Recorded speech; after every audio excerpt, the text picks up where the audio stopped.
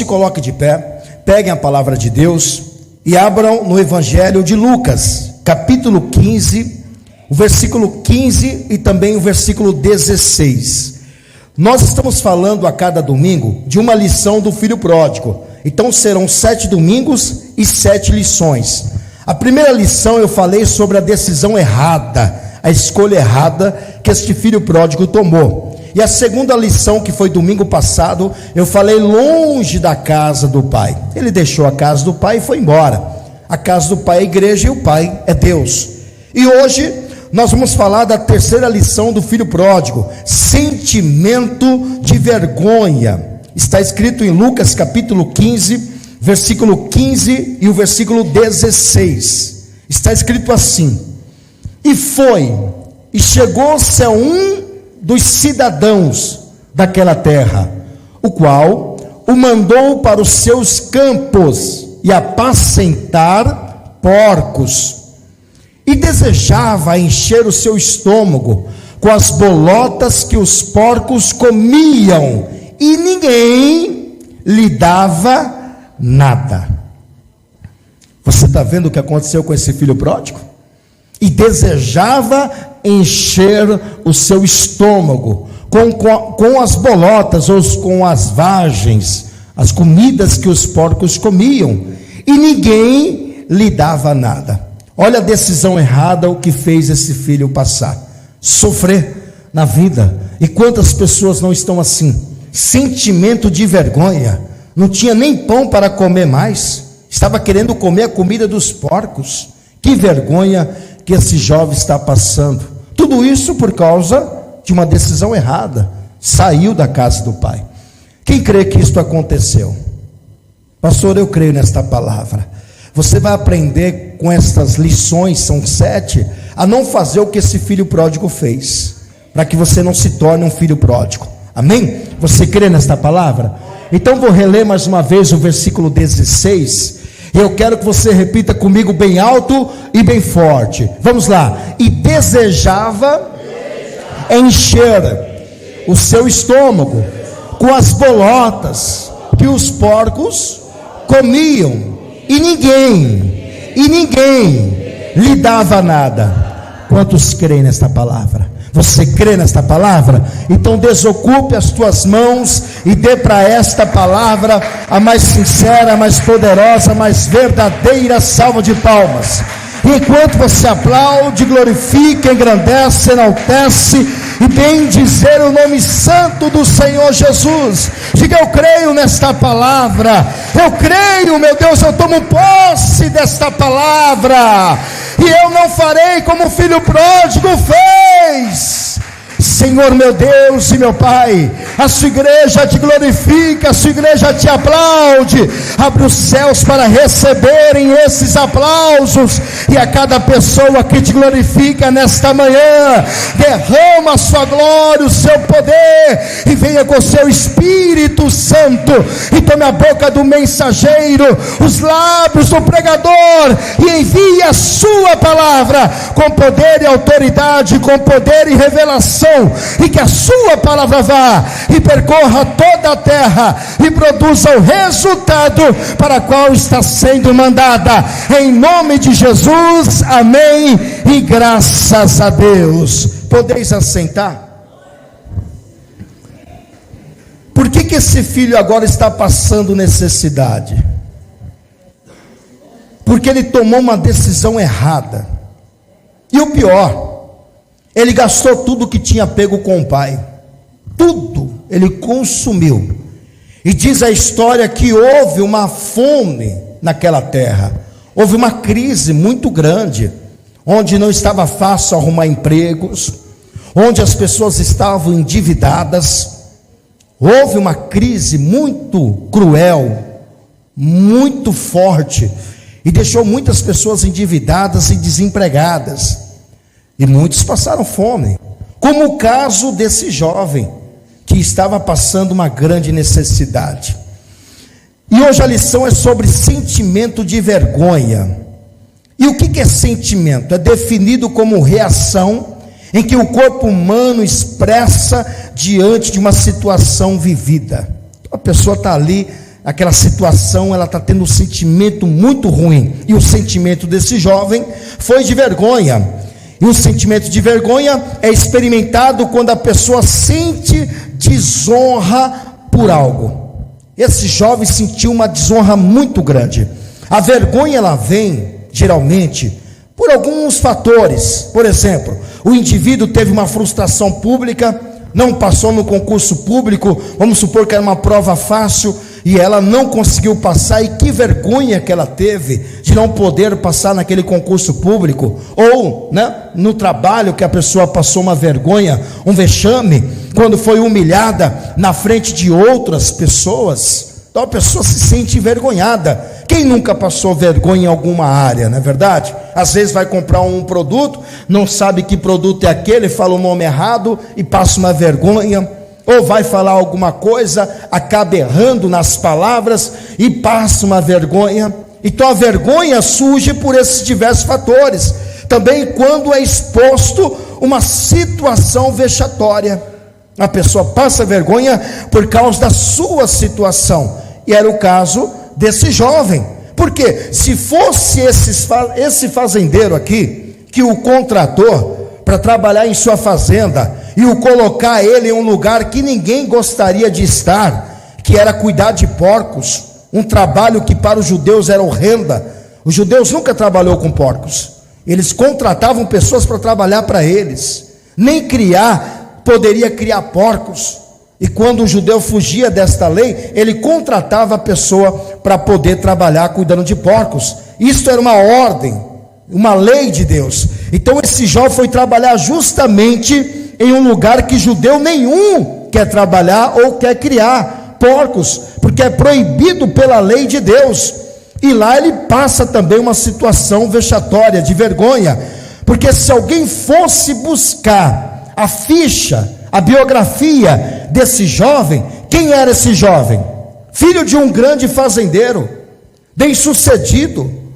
É como você visse aí que acontece muito disso nas ruas. Eu estava vendo um caso de um ator da Globo que foi sucesso nos anos 80 e 90. Foi um galã das novelas aí fora, e hoje ele está morando na rua. Ele perdeu uma mansão que é avaliada a 20 milhões de reais. E a mansão foi leiloada e saiu por 700 mil reais. E ele não tinha onde morar, foi para a rua. Quem vê esse caso aí? Vocês viram esse caso? Foi um grande ator dos anos 80 e 90. Que vergonha! O homem foi o galã da novela e hoje está morando na rua. Ou seja, uma vergonha. É vexatório. Porque se pega a biografia do homem, ele não poderia estar naquela situação. Como tem acontecido com muitos artistas. Não é somente com ele não, mas pessoas que tinham o primeiro lugar em destaques, e hoje está passando fome, está pedindo emprestado, está sendo humilhado. Pastor, mas por que não é digna a pessoa trabalhar com um trabalho simples? Todo trabalho é digno, mas veja a situação outrora. É vergonhoso, como esse jovem. Se a pessoa fosse puxar a ficha dele, a biografia dele, ia saber que ele era filho de um fazendeiro bem sucedido. Ou seja, de filho de patrão, agora ele tornou-se um empregado. Agora o contrataram para ele trabalhar, coisa que ele não fazia antes. Pelo contrário, ele o contratava para trabalhar na fazenda do pai. Mas ele não era contratado, ele não era empregado, ele era patrão. Você está vendo a situação dele? E o pior, antes ele administrava a fazenda, ele era um administrador do pai, porque tinha funcionários na empresa. Agora hoje, ele está sendo o quê? Administrado. Antigamente ele mandava, agora ele está sendo mandado. Antigamente ele escolhia o lugar onde iria trabalhar, hoje não, ele tem que trabalhar para sobreviver. Isso é vergonhoso, isso é um sentimento de vergonha, o qual ele mesmo está passando por isso. E por que ele teve que trabalhar, pastor? Porque ninguém lhe dava nada.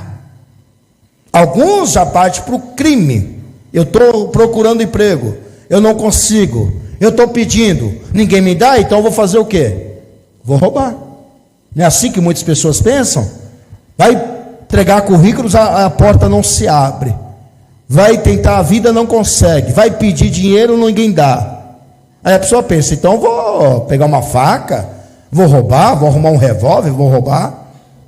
Esse jovem não fez isso, claro, mas muitas pessoas pensam assim, por não ter as oportunidades que alguns têm, acaba tornando-se um criminoso.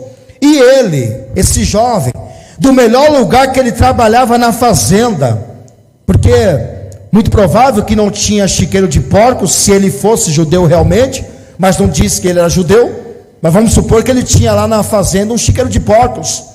Ele não trabalhava lá, ele nunca sequer entrou lá, mas ele contratava empregados para trabalhar lá, porque ele tinha o direito, ele tinha autoridade de contratar quem ele quisesse, e mandar embora aqui também quem quisesse, porque ele era filho do patrão, e geralmente quem é filho do patrão também é patrão. Então ele nunca entrou sequer no chiqueirinho de porcos, mas agora, por ter passado a necessidade, ele foi trabalhar no pior lugar que um judeu poderia imaginar. Como eu disse, judeu nenhum entra em chiqueiro de porcos, nem sequer judeu come carne de porcos. Você sabia disso? Porque isso é contra a vontade de Deus. Os judeus reputavam a criação de porcos como também o trabalho feito. No Talmud, que é a lei das tradições e leis judaicas, né? Ou um livro de tradições, um livro de leis judaicas, não da Bíblia, mas é algo cultural dos judeus, e tem lá inúmeras leis, e também tradições dos judeus, que é uma cultura. Lá diz que maldito seja o homem que cria porcos, no livro dos judeus. Então os judeus não criavam porcos, e nem muito menos comiam carne de porcos, por conta disso. Era uma lei do Talmud e também uma lei de Deus. Lá em Levítico capítulo 11 e o versículo 1, eu vou ler do 1 ao 7, a palavra de Deus diz assim: e falou o Senhor a Moisés e Arão, dizendo-lhe: falai aos filhos de Israel, livro de lei, viu, Levítico, dizendo: estes são os animais que comereis, de todos os animais que há sobre a terra. Vai estar permitindo comer esses animais, mas depois vai proibi-lo comer outros animais, inclusive porcos. Tudo que tem unhas fendidas, aqueles animais, né, ratos, e fendas, e a fenda das unhas se divide em duas, ou remói, entre os animais aquilo comereis, né, menos esses. Desses, porém, não comereis, dos que remoem, ou dos que têm unhas fendidas, o camelo que remói, mas não tem unhas fendidas, estes vos será imundo. O coelho, porque remói, mas não tem as unhas fendidas, estes vos será imundo. É uma ordem, não coma. A lebre, porque remói, mas não tem as unhas fendidas, esta vos será imunda. Também o porco, está vendo aí? Porque tem unhas fendidas, e a fenda das unhas se divide em duas, mas não remói, este vos será imundo. Então, numa lei de Deus, não comer porcos, por isso que os judeus não criavam porcos. Vocês não vão comer, para que vão criá-los? E esse jovem foi trabalhar justamente em um chiqueirinho de porcos, onde mal ele imaginou que poderia entrar naquele lugar, ou que ele nunca imaginou que seria um funcionário, um empregado, a trabalhar no pior setor da fazenda que o seu pai tinha, e agora está trabalhando para um cidadão daquela terra, para poder sobreviver, porque ninguém lhe dava nada. Esse jovem gastou tudo que tinha pego com o seu pai, agora ele não tem mais nada, recursos financeiros se acabaram, ninguém lhe dava nada. Então, para não morrer de fome, ele foi justamente colocado nesse trabalho chiqueirinho de porcos. E lá, o que diz a palavra? Que ele sentiu vontade de comer a comida dos porcos. O que você acha que ele tinha na casa do pai? Como é que você acha que seria a mesa desse pai para os filhos? Ele mesmo disse que os seus funcionários, os funcionários do seu pai tinham a melhor comida da fazenda. Funcionário. Ele fala que os funcionários tinham pão à vontade, tinha comida boa. Imagine o filho. Imagine os filhos. E agora está numa situação vexatória, uma situação humilhante. E quantas pessoas não estão passando por isso? Situações como estas, de vergonha, de desonra, vexatória, tem que sair pedindo para as pessoas. Não é verdade? É humilhante, mas eu vou dizer uma sinceridade. Imagina você ter que pedir para a vizinha: me dá um copo de açúcar, ou me dá um copo com café. É vergonhoso, é triste, porque você vai pedir algo para a pessoa, um copo de açúcar, um copo de café, um copo de arroz. Quantas pessoas não estão passando por isso? Sentimento de vergonha, de desonra, e muitas delas ainda ofendidas quando fazem isto, porque a pessoa, sabendo que ela é cristã, vai dizer: cadê seu Deus? Você está pedindo para mim, dizendo que seu Deus é o Deus do ouro, da prata, mas você está se humilhando para mim, pedindo um copo de açúcar, um copo de café, copo de arroz. Você não fala tanto do seu Deus, por que seu Deus não ajuda? É até vergonhoso para as pessoas assim. Você está entendendo? Então imagine um filho de um patrão, um filho de um fazendeiro, um homem que era administrador da fazenda do pai, está trabalhando no pior lugar da fazenda, onde judeu nenhum quer entrar ali. E por quê, pastor? Porque havia fome na terra. E se diz que ninguém lhe dava nada, é porque ele pedia. Ele pedia, mas ninguém lhe dava nada. Então ele teve que fazer trabalhos desonrosos. Pastor, todo trabalho é digno, desde que não rouba. Realmente, mas eu estou dizendo para este filho do patrão. Estou dizendo no caso dele. Imagine estando no caso dele, um homem que é filho de patrão. E tudo isso por conta do quê? De uma decisão errada. Então ele chegou no fundo do poço. E quantas pessoas não estão assim? Que estavam lá em cima e agora estão lá embaixo. Pessoas que tinham de tudo e hoje não tem mais nada. Está aqui, no fundo do poço, a água já está quase cobrindo o seu pescoço. Pega história de pessoas grandes que tinham de tudo e hoje não tem mais nada. Tem que viver de dependência de alguém, tem que viver se humilhando de porta em porta.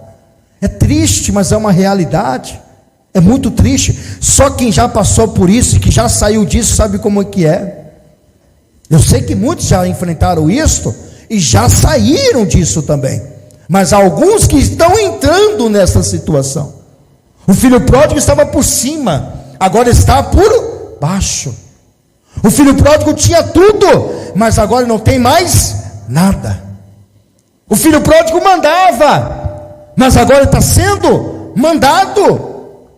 O filho pródigo escolhia os melhores empregos na casa do pai, na fazenda do pai. Hoje ele não tem o que escolher, tem que pegar o que vier. Por causa do quê? De uma decisão errada dele. Ele tomou uma decisão errada e o prejudicou, e o fez ele sentir vergonha daquele estado que ele estava, porque ele sentiu vergonha, ele cai em si. Nós vamos aprender domingo que vem o arrependimento dele sincero. Ele cai em si, o que ele está fazendo ali, sendo que o seu pai é fazendeiro.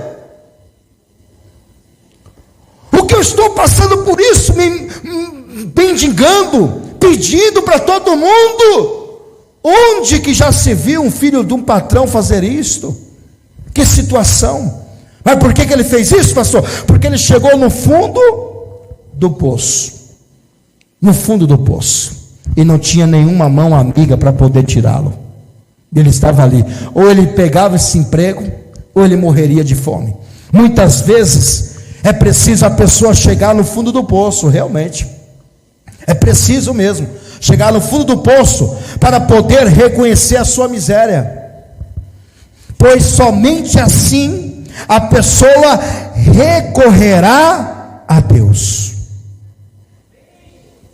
Deus até permite, que acontece isto com muitas pessoas, que cheguem no fundo do poço, para poder olhar para cima e olhar para Deus, porque enquanto muitos têm, não querem pensar em Deus. O Deus de muita gente é o Deus do dinheiro. É o Deus que Jesus chamou do quê? De Mamon, né? Antes disso, esse filho pródigo pensava que não precisava do pai. Você não lembra disso? Ele não precisava do pai. Ele disse: não, pai, me dá o que me pertence, a parte da herança, da fazenda, eu vou embora. Ele foi tão longe, mas tão longe, que ele quis viver independente. Ele diz: não, eu vou para um lugar distante, porque meu pai não vai vir atrás de mim. E agora eu estou milionário, então já peguei a parte que me pertence, eu vou embora. E ele foi, gastou com mulheres, gastou com festas, gastou com bebidas, e perdeu tudo. Ou seja, chegou no fundo do poço. E é preciso que muitos cheguem no fundo do poço para poder reconhecer que o seu dinheiro, a sua fama, a sua riqueza não é nada. Ela se vai, mas uma única coisa que permanece para sempre é aquele que faz a vontade de Deus. Deus até permite que isso aconteça. Quantos e quantos testemunhos já ouvi isso? Pastor, perdi tudo. Eu tinha uma vida de sucesso, uma vida muito boa, mas eu só fui olhar para Deus quando eu perdi tudo.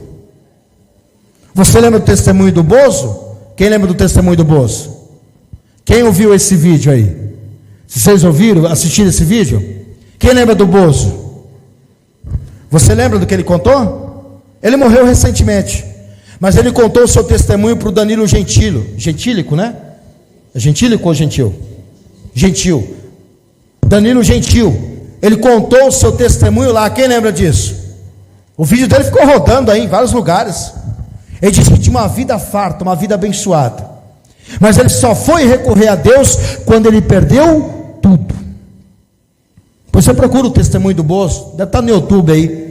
Ele conta a história, que ele só pôde olhar para Deus quando ele não tinha mais nada, porque enquanto ele tinha, ele só olhava pelo que tinha, ele só olhava para aquilo que tinha, mas depois que ele perdeu tudo, ele começou a olhar para aquele que deu novamente para ele. Então tem muitas pessoas que, se Deus der demais, a pessoa se desvia. Você sabia disso? Vou te dar um exemplo aqui do Salmo 73, versículo 1. Já ouviu falar do Agur? Quem já ouviu falar do Agur? Salmo 73, versículo Asaf, quer dizer, desculpa, Agur é outro. O levita Asaf, olha o que aconteceu. Ele, vendo a riqueza dos ímpios, né? Ele ficou indignado. Ele diz assim, verdadeiramente bom é Deus para com Israel, para com os limpos de coração. Quanto a mim, os meus pés quase que se desviaram, pouco faltou para que escorregassem os meus passos, pois eu tinha inveja dos soberbos, ao ver a prosperidade dos ímpios. Você está vendo o que esse levita está fazendo? Ele começava a olhar o que o rico tinha e ficava com inveja. Os ímpios, né? Ele olhava que os ímpios tinham e começava a ficar com inveja. E ele, de tanto olhar e se questionar, não tem muita gente assim? Pô, eu ando na casa de Deus, eu sirvo a Deus, mas por que Deus não faz como o ímpio tem de tudo e eu não tenho? Ele ficou olhando aquilo, né, que o ímpio tinha, e o ímpio tem mesmo. O ímpio tem de montão, né? Você vê aí a riqueza dos ímpios, tantas riquezas que eles têm, e não buscam a Deus, viu? São perversos. E o Asaf estava olhando tudo que os ímpios tinham, e ele começou a se entristecer com aquilo. Mas por que Deus não me dá? Por que Deus não faz isso comigo? Por que eu não tenho o que o ímpio tem? E ele quase se desvia por conta disso. Mas aí o provérbio vai dizer que Deus conhece o coração de cada um, porque se Deus der demais, a pessoa se desvia. Tem muita gente que, enquanto não tinha nada, estava fervoroso na presença de Deus. Hoje foi dar, a pessoa se desviou. A pessoa não tem nem tempo mais de buscar a Deus, não tem mais nem tempo de vir à igreja, de tanto estar atarefado com as coisas deste mundo. E sabe o que disse o apóstolo Paulo? ninguém que milita se embaraça com as coisas do mundo. Tem muita gente embaraçada com os negócios do mundo e hoje não conseguem buscar a Deus mais. Então Deus sabe a quem dá. O Provérbios capítulo 30 e o versículo 8 e 9, olha o que diz aqui o Provérbios.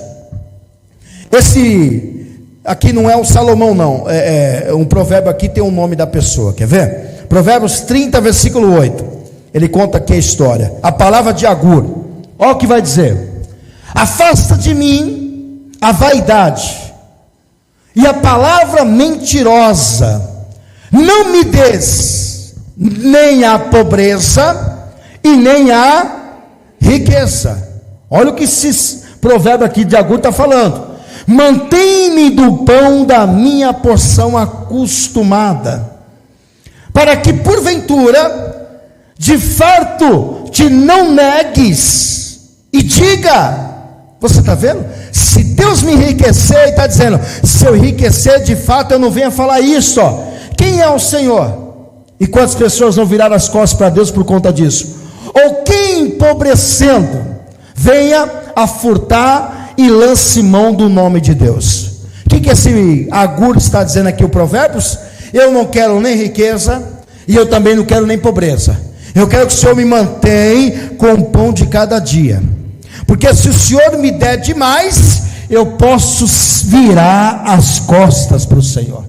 Mas se o Senhor também não me der, eu posso roubar e escandalizar o seu nome. É isso que ele está dizendo. Então me mantém. Enquanto esse filho pródigo estava na casa do pai, e era dele o que tinha lá, mas ele não tinha pego, ele estava lá. Mas quando ele pega aquilo que lhe pertencia, valores altos, ele se desviou. Ele saiu da casa do pai. E quantas pessoas que hoje você não vê mais na casa do pai por conta disso? De pessoas que estão relacionadas ao trabalho o tempo todo, o dia inteiro, e não conseguem nem buscar a Deus. Tem muita gente hoje que não vem nem mais à igreja, por tanto trabalho, formar riquezas e mais riquezas. E é por isso que muitas pessoas perdem tudo, porque a pessoa que tinha tudo, ela não tinha tempo de olhar para Deus. Eu me lembro de um caso de um jovem que trabalhava, né? Olha só o que aconteceu. Lá no outro salão que eu fui pastor, numa outra igreja há 4 anos. E ele arrumava o telhado do proprietário do salão, né? E eu falava com ele do evangelho, falava do batismo. Ele não era batizado, dizia ser católico, mas aquelas pessoas que dizem ser católico, mas não frequenta igreja católica nenhuma, não conhece nem os dogmas da católica, mas diz ser católico porque é um costume, né? Uma tradição de anos. A pessoa diz, sou católico, coloca um crucifixo no pescoço, mas nunca foi na igreja católica, não sabe os rituais católicos, nem frequentam nada, mas diz ser católico, porque é uma coisa tradicional, é tradição. E ele dizia ser católico, eu evangelizando ele, e eu lá falando com ele, dizia que não tinha tempo, que trabalhava demais, não dava para vir para o culto, participar da reunião, batismo, aquela história toda, né? E antes do batismo de dezembro, eu não me lembro o ano agora, qual foi 2022, não me lembro agora qual foi o ano, mas estava chegando o batismo de dezembro, que é o batismo agora, que vai acontecer, o último batismo do ano. E eu falei para ele, né, citei o nome dele, não vou falar o nome aqui, pode ser que ele ouça, mas ele sabe quem eu estou falando, que ele tem meu canal no YouTube. E eu falei com ele, fulano, por que você não se batiza agora em dezembro? Nós estamos chegando já ao final do ano, deixa Deus trabalhar na sua vida. Não, pastor, não, agora não, pastor, é difícil, correria, trabalho, aquela coisa toda, né? Não dá não para batizar agora não, pastor, trabalhando demais. Falei, o batismo é para a sua salvação, você tem que batizar para ser salvo, você tem que tomar posse disso. E ele, não, tudo bem. Aí sabe o que aconteceu? Acho que foi mês de janeiro ou de fevereiro, passou o batismo, ele não se batizou. Mês de janeiro ou foi fevereiro, eu recebi a mensagem por um outro amigo dele que trabalhava com ele também, e o amigo dele disse assim, ô pastor, você está sabendo que fulano lá está internado na UTI? Falei, não sabia não, falei, não, esse fulano que eu falei do batismo, que disse que não tinha tempo para nada, né? Então, pastor, ele foi subir numa laje lá, foi fazer um trabalho no telhado, e ele pegou uma barra de ferro, e o ferro estava encostado num fio de alta tensão, E quando ele pegou essa barra de ferro, que ele não viu encostar no fio, ele tomou um choque e jogou ele longe. Ele bateu a coluna, bateu a cabeça e desmaiou. Para mim, praticamente estava morto. Estava morto. E aí, pegaram ele, levaram para o hospital, para a UTI e tal. E o médico viu aquilo e disse: esse aí não tem mais jeito, não. Não tem mais o que fazer. E tudo bem, levou ele para o hospital, como faz todo médico, o hospital tenta recuperá-lo, né? E aí já falou para a família que o estado dele era muito grave e a situação dele só um milagre. Só um milagre. Pois bem, ficou internado, acho que ficou 10 dias ou 18 dias em coma. Ficou lá na UTI em coma. Até que ele começou, né? Aí fizeram uma cirurgia às pressas na cabeça dele. Ele tem um ponto assim, ele mostrou para mim. Eu fui lá no hospital onde ele estava internado. Lá no Mandaki, quem conhece o hospital Mandaki? Eu entrei lá, eu tenho até um vídeo gravado com ele, recebendo Jesus naquele dia. Não recebeu antes, agora recebeu no leito. Está entendendo? Quando eu falei com ele, estava sentado assim, ó, fazia o trabalho na laje, aquela coisa toda, mas não quis, não tinha tempo para Deus, né? Então agora teve que receber Jesus na cama. Eu tenho um vídeo gravado, está no Instagram que eu tenho, está lá, ele recebendo Jesus. Mudou totalmente a fala dele, viu? Você tinha que ver a fala dele agora. E aí eu fui lá, né, ver tal, visitá-lo. Ele ficou 93 dias internado no hospital. Mais de 3 meses. E os médicos fizeram uma cirurgia à cabeça dele, porque acho que criou água, bateu a cabeça, né? E fizeram às pressas. Só que ele disse que não sentia mais o corpo. Não sentia mais as pernas. Mexia o braço, tal, mas daqui para baixo não mexia mais. E aí ele perguntou para o médico, disse: doutor, eu vou andar, doutor? O doutor disse para ele: o fulano, eu não duvido mais de nada, você não podia nem estar vivo agora. Você não deveria nem estar vivo. Então não vou falar nem que você vai andar ou não vai andar, porque para você é um milagre. Só que ele não andou, está fazendo fisioterapia, ficou na cadeira de roda. Ou seja, um homem que andava no telhado para cima e para baixo fazendo a obra, e agora está lá, dependendo de alguém para trocar a roupa dele, para trocar a fralda dele. Foi por falta de aviso? Não. E quando ele mandou o áudio para mim, que ele tinha meu número, né? Pegou meu número com o fulano, que é amigo dele que me conhece, e mandou um áudio que eu passei até na igreja nesse dia, desesperado, assim, dizendo: pastor, tu está sabendo do meu caso? Falei: tô, o fulano lá, amigo tal, falou para mim do caso tal. Ô pastor, eu não morri, sabe por quê, pastor? Não morri, porque Deus tem um plano na minha vida, pastor. Agora vamos batizar, pastor, agora vamos batizar. Desesperado. Falei: Júnior, você lembra quando eu falei para você do batismo antes de dezembro? E você disse que não tinha tempo? Eu lembro, pastor, lembro. Pastor, mas Deus me deixou vir para contar meu testemunho, pastor. Eu sei que foi Deus que me deixou morrer, porque eu não tinha tempo para Deus. Ele mesmo disse isto.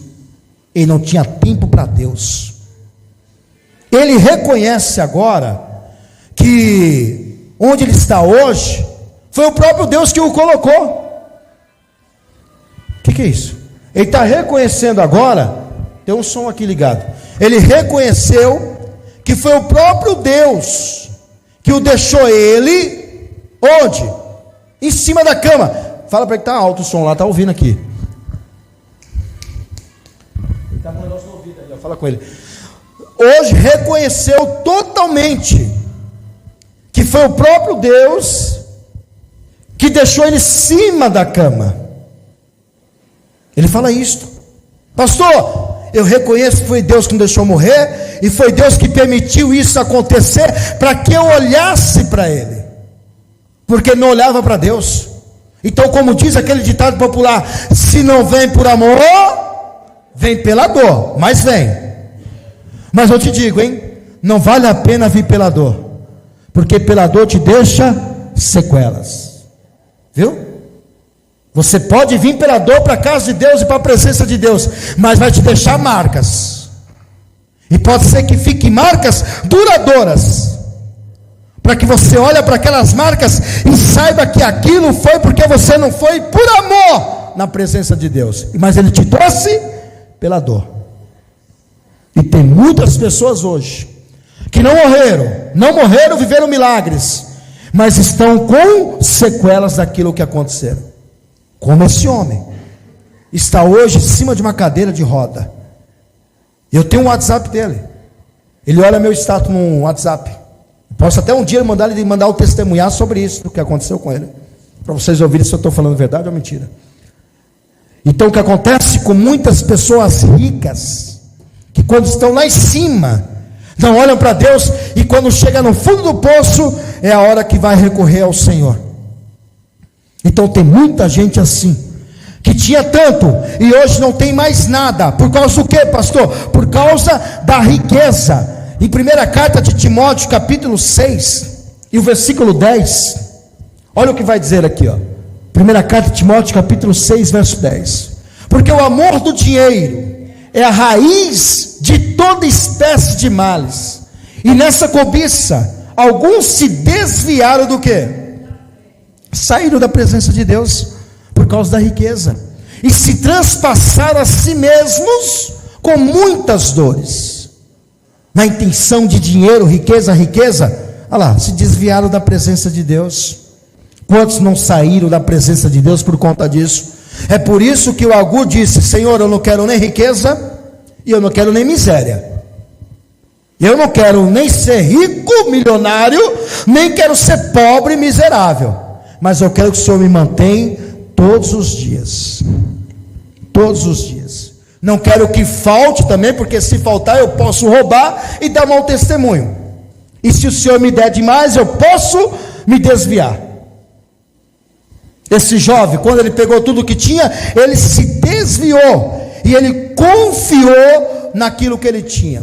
Você lembra da história de Lucas, capítulo 12? Vou te mostrar essa história. Capítulo 12 de Lucas, versículo 13. Conta a história dos ricos, né? Dos ricos insensatos.